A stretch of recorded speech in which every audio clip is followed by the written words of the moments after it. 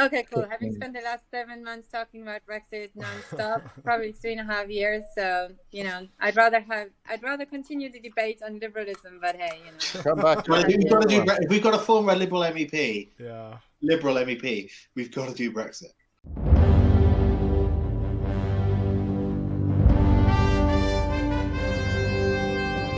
Hello and welcome to another episode of Political Dregs. I'm Calvin Robinson. I am a former Conservative candidate twice over, former Brexit Party candidate once. We've got Hamish Hunter, former Conservative candidate for council in Hampstead. We've got Amir Sajidi, former Change UK, Conservative, Lib Dem. Did I miss any out, Amir? We've got Joel Davidson, former elected Conservative councillor and former London list candidates, and we have Irina von Weise. You are the former London representative in the European Parliament. That's correct. For the Absolutely. Liberal Democrats. For Liberal Democrats, that's right. So this must be interesting because everyone on this podcast campaigned to get you out of a job. Yep, absolutely. And hey, you succeeded. So we all formers. Well, no, that's not right. That's not true. I didn't campaign to get it. I didn't campaign to get out of a job. To clarify, I was hoping that we already would have left before those European elections, which we would have done if we'd passed May's deal. Oh, here we go. Hey. It always comes back to Theresa May with you, Joel. But we'd get that in somehow. So Amir campaigned for me, and thank you for that, because Exactly. you get elected. Cheers. Exactly, yeah. Well I done, did. Amir. Although technically you're wrong, because I was campaigning for Gavin Esler, but you're number one, so you're safe anyway. That's true. You were campaigning for Gavin, who's a great guy, by the way. Good friend of mine. That's really? Well, I think we're recording this. You might not want to admit that. No, she's in the lines then. So, Irina, obviously you campaigned to be an MEP for the Liberal Democrats Party in the European elections. Why don't you believe in democracy? Hey, that starts off well. So I campaigned to stop Brexit. That's true. We did have a referendum in 2016 rather, and there was a small majority for us to leave. As we all know, that campaign, the entire referendum was marred by a huge amount of disinformation. We don't all know that. Interference, Russian bots, we do know that. Ooh. And we also know that the majority of people who voted leave, that a large amount of people who voted leave changed their minds, and that a majority today would have voted to remain. We know that because we have had Caroline Codswallop's on the podcast. 18 months worth of polls, 18 months worth of consistent polls who pointed to a majority. The polls are in support of Brexit. We also know that a majority of people voted for parties who wanted a second referendum in December last year. They never got it because, of course, in our majority first past the poll voting system, they never got a say, and therefore we will never find out whether we would actually have won that second referendum. Having said all of this, I am convinced that the majority of people today would have liked to remain. So it's nothing to do with democracy. Completely respect that we have a majority decision, but we still don't know what that would have been today. The 2016 referendum was deeply flawed, therefore nothing to do with democracy either. I would be the first person to accept the result of a properly run, fair second referendum. We never had one, right? This is the problem, right? Because our government is afraid of democracy. That's why they didn't want to have a final say. Okay. I've got to get involved here, because that was very triggering for a lot of us. Okay, so here's the thing, right? Undoubtedly, and I'll give you this, right? Undoubtedly, the Vote Leave campaign said things that, if they weren't untrue, they certainly had a particular spin on them. Right? There were outright lies. I'll give you that. By any definition. Okay, but equally, and you must accept this as well, the Remain campaign made similar statements which aren't quite true. Potentially, really? Like what? Like, for example, that Brexit would cost every household £4,500, and that's not true. That's true, Hamish. Really? Because we left the European Union, and this household hasn't lost £4,500. No, this is a projection, and we won't know. And it wasn't. When we crash out. Well, okay. Scratch out. Good. I'm glad. House prices would go down 30% if we voted to leave. Not true. Unemployment, if we voted to leave, would go down. It's gone up. We'd be in recession if we voted to leave. It never happened. So look, yeah, it was a campaign. You know, things happen. I don't know what you mean by properly run. I suspect you mean a referendum where the choices remain or remain. Or where the government doesn't spend £9 million promoting Remain, or something like that. Why was there electoral fraud, and why have we never seen the report on Russian interference in the referendum? For example, we know there was expenses fraud, right? People have been convicted of that. So do we know that? Do we know who's been convicted of that? Yes, we do. Who has? Well, Cambridge Analytica to begin with. I think you're giving the advisors of the campaign. Let's get away from the tin hat stuff, right? Because the thing that you said that most people leave voters have changed their mind, right? And I genuinely, Amir is the only Leave voter I know who's changed their mind. I can tell you just leave you. Organization of them called Remainers now, and there are tens of thousands who changed their mind. Okay, but I know a lot. Way more the other way. I live in Hampstead, right? Very few Leave voters around here, and a lot of people I know who voted Remain said to me and said generally, well, if there were a second referendum, that I would vote to leave, either because they got so fed up with the nonsense, or they just thought, well, actually, we did vote to leave, and it would be harmful if we didn't. But Hamish, that's just as anecdotal as Irina's. It doesn't matter. The fact is, in the election, everyone voted for the Conservative Party. No one voted for the Liberal Democrats, who clearly said they wanted to stop Brexit. Well, can I just a second? Liberal Democrats had the highest increase in vote share of any party in England. But when you go from nothing to something, it's always going to be the highest increase. Hold on. Let's just get the facts right here. So, Conservative Party, 1% increase. Liberal Democrat Party, 4% increase in vote share. We came second in over 200 constituencies. The reason why that didn't translate into majority in the Commons is because we have the most unfair electoral system in the whole of Europe. But you don't win elections by your voter increase, and also coming second means nothing. No, but even so, for us because they wanted another referendum. 14 million, 53% of the British people voted for parties who wanted to have another referendum. Liberal Democrats didn't say because of our voting system and because that resulted in a huge majority for the Tories. That is not democracy. I'm sorry. Well, hang on. 14 million people voted Tory, right? So we know that they're all, and then some people voted Brexit Party. Now, if you want to put the Labour Party down as a sort of pro-second referendum, in that was their official policy, right? So if you was it? Well, it was, Hamish. It was a kind of a sort of put the deal. If you did not want a second referendum, you wouldn't vote Labour, correct? Because that was their official policy. No, there are plenty of people. There are plenty of people who vote Labour for all sorts of reasons. Well, that's true. Would not. But even if it was, the Lib Dems didn't say they wanted a second referendum. They said they wanted to stop Brexit. No, they did. No. It was bollocks to Brexit. It was to stop Brexit all the way through. We wanted. Well, if it was wrong, the messaging did not come through. We would have revoked if we had a majority in the Commons, which of course was a little bit naive. And I'm the first one to put my hands up and said it was a mistake to assume we would get a majority because, frankly, it was a bit far off. That was the only scenario under which we would have revoked. We wanted a second referendum, and had we what had would the one, second referendum have have been? What would the second referendum question have been? It would have been, do you want this deal, whatever the deal at that point agreed, or do you want to remain? See, why, though? Because, and I'll just let me talk you through my thinking on this, right? And you can tell me why I'm wrong.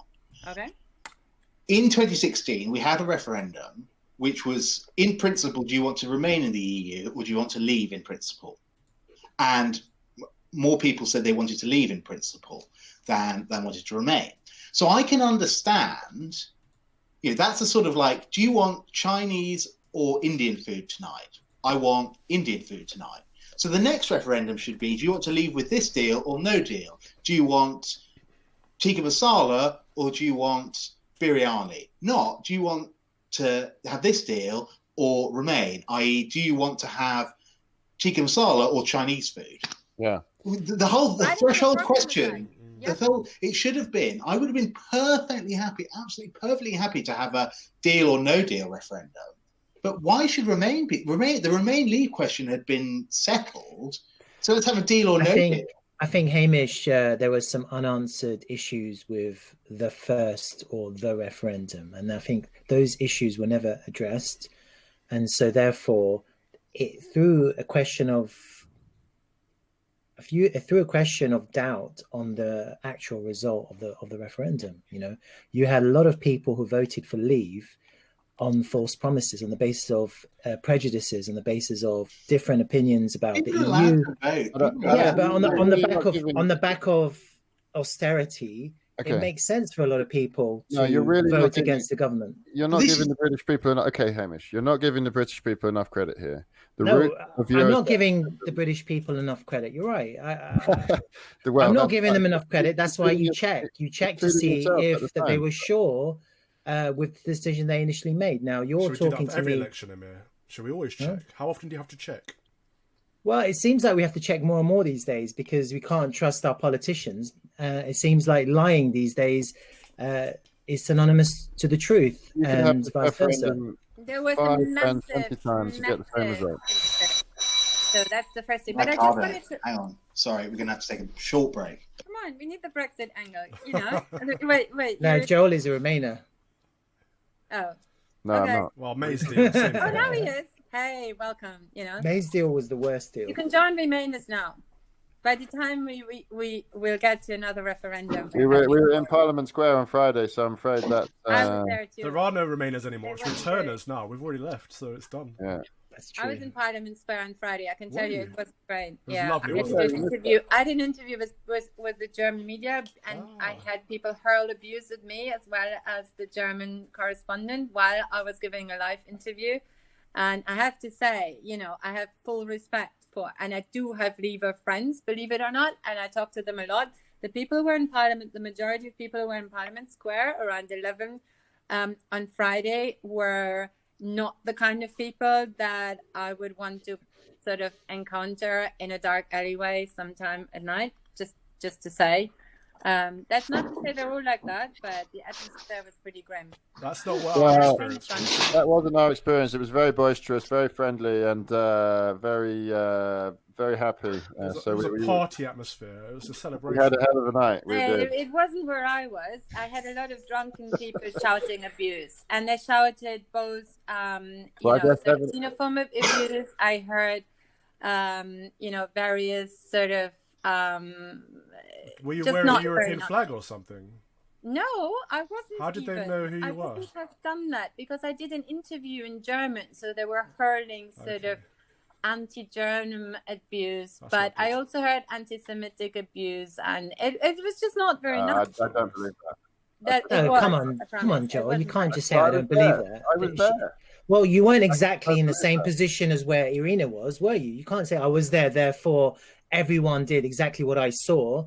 Your point of view is different to her point of view. The atmosphere was convivial, of course, and your atmosphere was like that, but her atmosphere is different. Come on, give her the benefit of the doubt. There were certain. I'm not saying everybody was like that. I'm saying I don't believe there was anti-Semitic abuse. There was anti-Semitic abuse. There were all kinds of people who were shouting Nazi salutes around me. Trust me. That's a shame because from my experience, it was a lovely party, and it was people just celebrating 3.5 years of campaign and hard work. I had to deal with the substitution. Right. They've substituted me quinoa, the bastards. Oh no, so hamstered. Go on. My main problem, actually, after the 3.5 years, was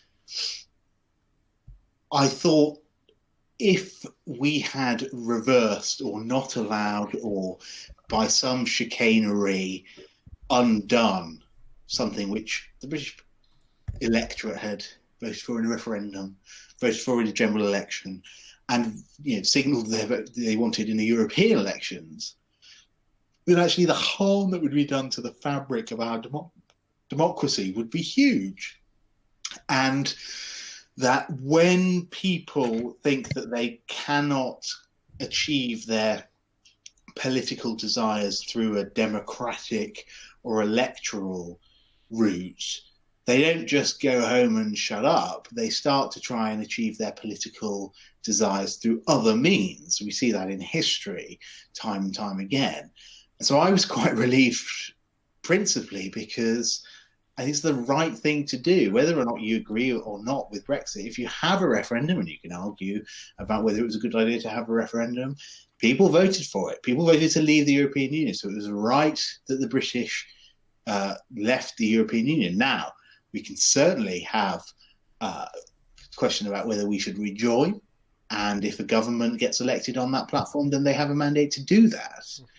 But I was just very concerned that actually a lot of the people who voted for Brexit were expressing a wider discontent with politics, with the way that our political system doesn't necessarily listen to them and their concerns. And I didn't see anything over the past 3.5 years that did anything to help or soothe that situation. In fact, I saw the complete opposite. That's what we should have spent the last 3.5 years trying to deal with. Yeah. How do we solve those problems? Are these people outside London, in England principally, who feel completely disconnected from the way that the government? Precisely. But Brexit isn't the thing to do it. Though I haven't got a problem with any of this if it had been like the same question asked again. But it isn't it? It is a bit like buying a house. So you go walk down the street, you see this amazing house. It looks fantastic. So you say, yeah, I want to buy this. And then you do your survey, right? So you do the survey. So they come in and they find, actually, there is like rising damp and the roof is actually completely broken. And basically most of the foundation is rotten. Shouldn't you be able to say, who's the surveyor? I've been in the property. Who's the surveyor? What did we learn? Let it finish. Anymore, right? So I now that I know what the house is really like, thank you, but can I just please change my mind? I don't want to buy this house anymore. If you're so keen on asking people what they think, and if you're so keen on democracy, why are you afraid to go back to the people to ask them what they think now that they know what Brexit would actually entail? Exactly. Well, I would have happily had. What have you learned since the referendum that we didn't know before? Is it why is it wrong to ask the people again? That's what she's saying. We haven't implemented the results of the first question.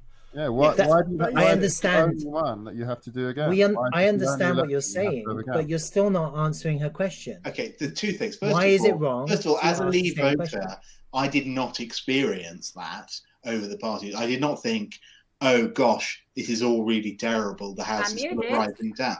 He's a bloody career politician. The thing is, because before you go on a 30-minute rant, what do we know since the referendum? Let Calvin jump in. What do we know since the referendum that we didn't know before the referendum? And also, it's not about going back to them, like Hamish said, with a different question, because we haven't implemented the results of the first question yet. I have my yellow vest ready to go, like Hamish was ranting on a minute ago. I was ready to get in the streets. If my democracy didn't prevail, I was there. I would be rioting.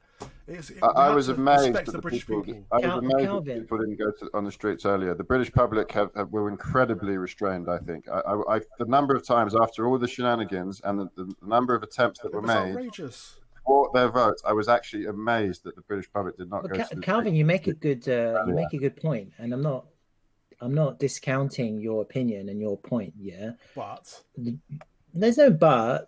we just have a completely different point of view. Question though. Okay? What has changed?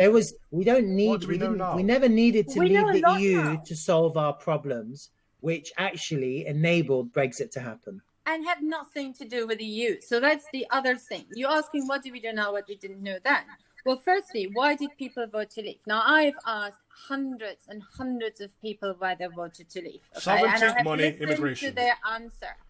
And yes, some of them had pretty good economic reasons. You know, they were fishermen, whatever. The vast majority of people gave me an answer that had nothing to do with the EU and had everything to do with the UK government, with policies in this country which make them poorer, which make them disenfranchised, which make them angry, which meant that they could hardly feed their families. But Irina, they voted for the same party again. That doesn't make sense. Brexit is going to make all of these problems worse. And that's why it's such a tragedy. The people who voted to leave will most likely be the first ones to suffer most. And maybe you can say, okay, well, it's their fault. So, a bit of schadenfreude serves them right. Now they get what they need. I don't think like that, because I genuinely don't want our country to go down the drain. If we don't address the issues why they voted to leave, we will never be able to heal this divide in our country.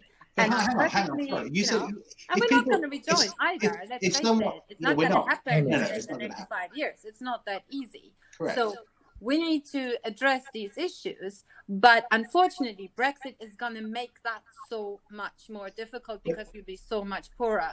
If someone says to you, look, I voted to leave the European Union because I feel disenfranchised, and you turn around to them and say, oh, well, we're not going to leave the European Union. We're not going to do what you voted for, but we'll do all this other stuff. That's just making the situation worse. We can all fear because you're literally compounding their disenfranchisement. We can all speculate on why people voted to leave or to remain in the European Union, and we can. I'm not speculating. I asked them. Okay, we can ask people, and we can decide whether we think that's a good reason or a bad reason. But fundamentally, the way that our democracy works is we don't look behind the vote. Yeah, we don't say, why did you vote Conservative? Is it because is it because you think Boris Johnson's funny? Or why did you vote Labour? Is it because they said that the Tories are going to sell the NHS when actually we know that's not true? We say, well, that's it. You voted Labour for your own reasons. You're entitled to do that. You're enfranchised to do that. And this is the result. Now, I understand. Exactly that I think is wrong with our democracy, because we should ask why people voted. Who asks? Who gets to decide whether that's a good idea? It's not that it's a good or a bad reason, but if we know that the reason is based on lies, then maybe we should look at those lies, and maybe we should look at the massive amount of disinformation, not just during elections, but generally in our media. That's why we have the Electoral Commission, and they've looked into all these claims by the Remain side, and they found no wrongdoing. It's not about the Electoral Commission, which, by the way, is toothless. They don't really have any power. No, it's not really. They're taking people to court. It's about social media. It's about actually a lot of. So you want to police social media as well? No. I want to look at how you can counteract disinformation. It's nothing to do with believing. So I tell you, if we have another referendum, me personally, I'm going to put on my Twitter profile with 7,500 followers that if you vote to leave, we're going to send 350 million to the NHS. I'm still going to do that. I'm going to do that personally. What is your suggestion to that? Are you going to cut me off? Are you going to censor me because you don't believe what I'm saying? Hey, I'm a liberal Democrat. I don't believe in censorship. I don't believe that the social media is. Then when you say we've got to look at social media, what do you mean? The one thing that we can do and that we must do is education. We need to educate kids, and I'm talking about primary school kids and media literacy. We need to look at why. We do. So it's not just political and electoral disinformation. When you see an ad on, somebody's trying to sell you some completely useless whatever face mask, why do they want you to believe that you are not pretty enough? And why is it there? It's there because some people want to profit and make money. You're talking as if the Remain campaign didn't exist. You're talking as if the vote. It was almost non-existent, Hamish. I mean, we were there, weren't we? Well, hang on.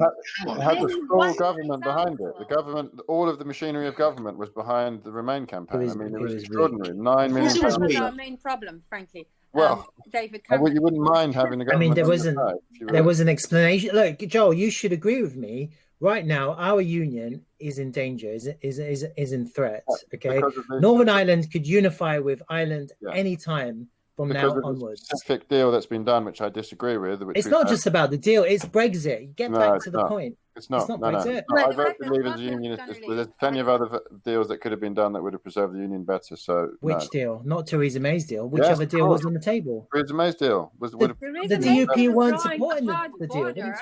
They didn't. They could have done, but they didn't. They should. The DUP should have supported May's deal. Of course, they should have done. I'm arguing that constantly right now with our Irish friends. It was a huge mistake for the DUP not to support May's deal. Ridiculous. Well, we would have still lost Scotland. I think we still will. I think there's been a hard border in Ireland. So anyway, the union is done for anyway. If the Scots want to be an independent country, then that is for them to decide. I believe in self-determination. I believe in nations deciding how they want to be governed.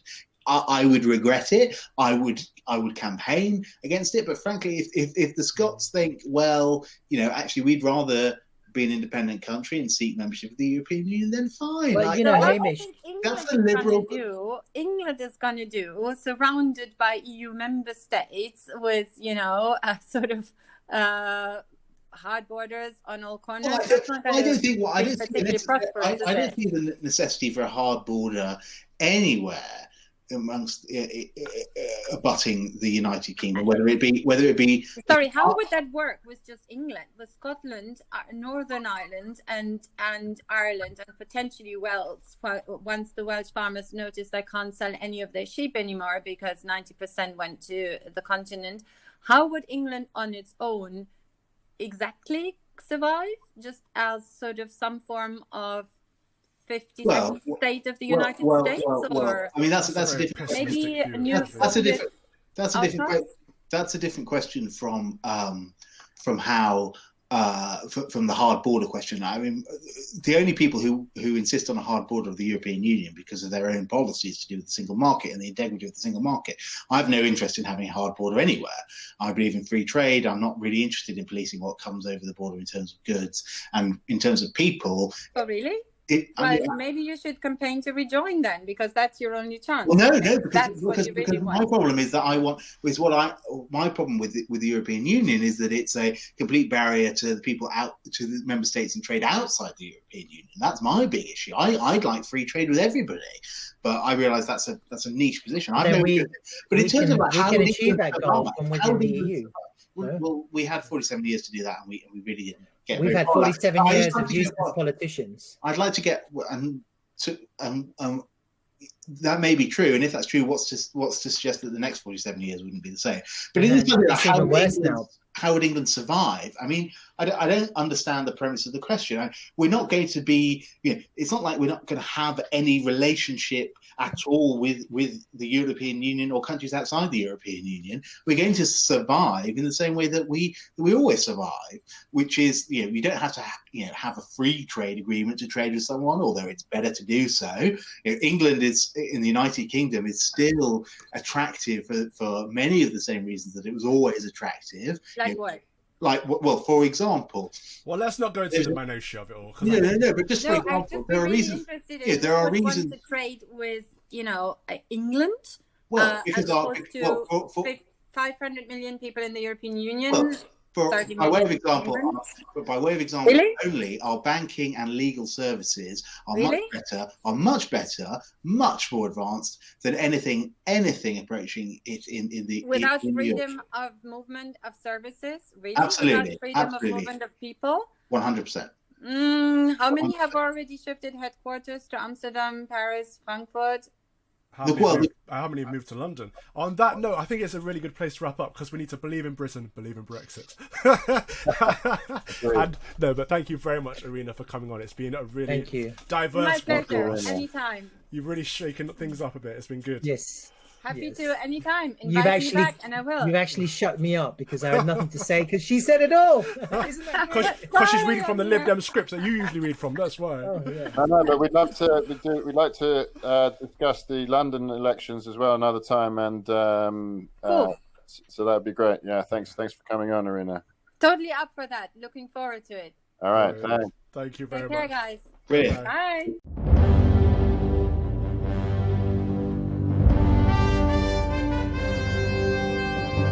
Whew, that was an epic show.